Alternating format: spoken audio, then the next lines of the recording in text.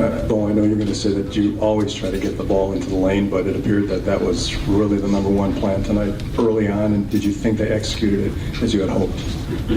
Well, yeah, but you still have to finish on the shot. So I thought our guys made some tough shots inside. 19 for 24 from the 3, 4, 5 starters, those positions. And we had to have that because we knew they were going to hit some threes, and it was we made our run in the second half. They made their run. I was kind of glad ours was first. But the game kind of played out the way we thought. And I don't know how Coach Green feels, but they were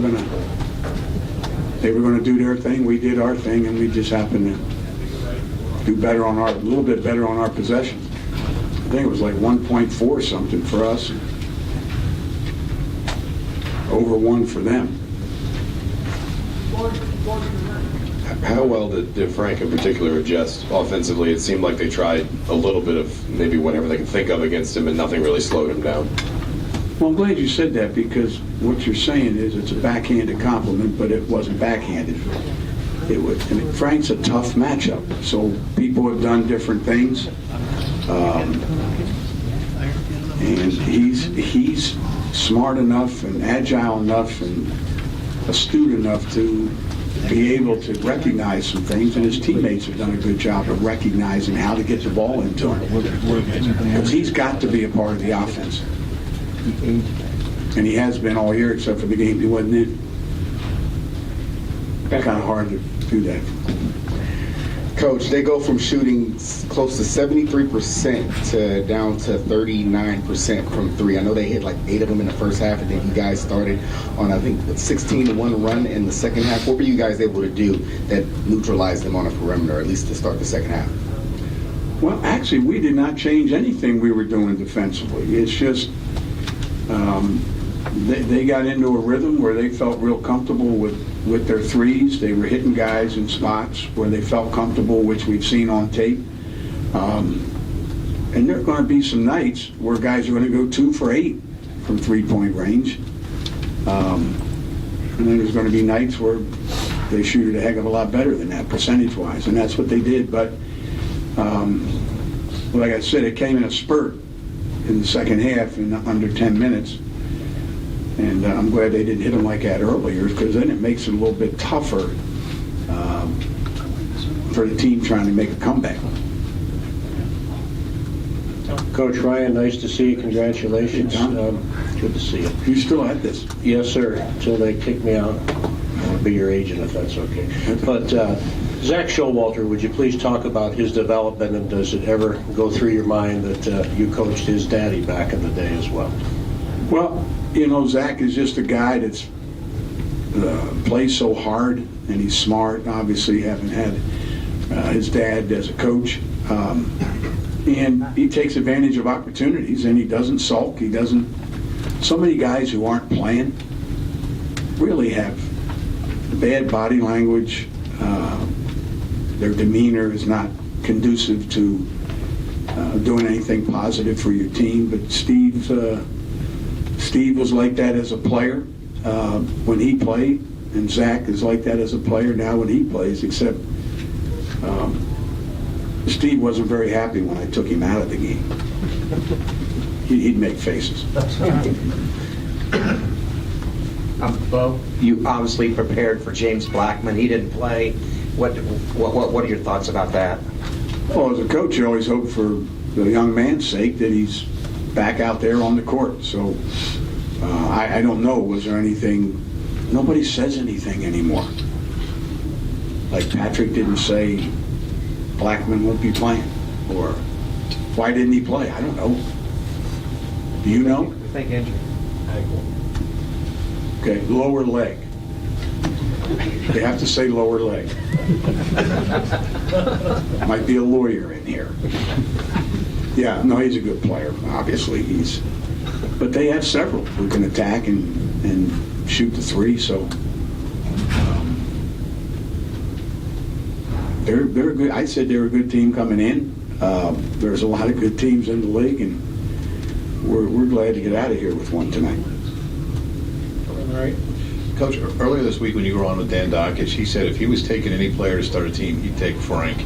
If you were making a Player of the Year case for Kaminsky, what would be the points you would make? People asked that after the Iowa game and said something about Frank. I said, look at the comments that other coaches make. Of course, I'm going to say the obvious because I'm with him every day. I see him practice. I see what he does. And I would rather not have any of my players thinking about Player of the Year conversations or anything like that. I just like my guys to have fun playing college basketball and work at it and finish their degrees. And you guys, media, I guess they decide. Or coaches don't decide the Player of the Year, do they? Isn't the vote at the end of the year the media? I think in the Big Ten you can do a Player of the Year and all that, but we're only halfway through the Big Ten, and I'm just glad he's not on the trading block. I don't know how much we would get for him, but Coach, a couple times we saw Kaminsky matching up against Yogi Ferrell. Was that by design, and if so, why? oh yeah, I went out there and told Frank to go play Yogi. Why don't you ask the other coach? How? I mean, you say it was by design? Did I do that? Really? You were just, somebody put you up to that question. No, I mean, that's something that they did when they were on defense. We didn't say on offense, Frank, now you go down there and you run right at Yogi and screen him. We didn't do that. So you have to ask somebody else. Jim? Well, you mentioned the points per possession. I think it was 1.24 you allowed. Knowing how much you value defense, is that a number you can live with when the offense is doing so well? Are you Well, comfortable up to with that it? point where they hit the threes and that surge at the end, we had it down to where we wanted it. And you got to remember, also the way a game is played out sometimes, contact, what's a foul, what isn't. The game, you know, it's kind of interesting to watch. So you take it for what it is. That first 10 minutes of the second half was the way I like to see us play. And then, you know, they were desperate to get back in it, so they started firing some threes. If those threes don't go in, it's, you know, no telling what the score was, but they were shooting them because they can make them, and they made them.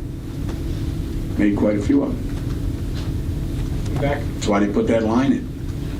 Coach, the Badgers have dominated the Hoosiers recently. Aside from preparation, how much of that is mentality, confidence in your guys, and maybe their guys' lack of confidence coming into a place like Madison and just playing you guys?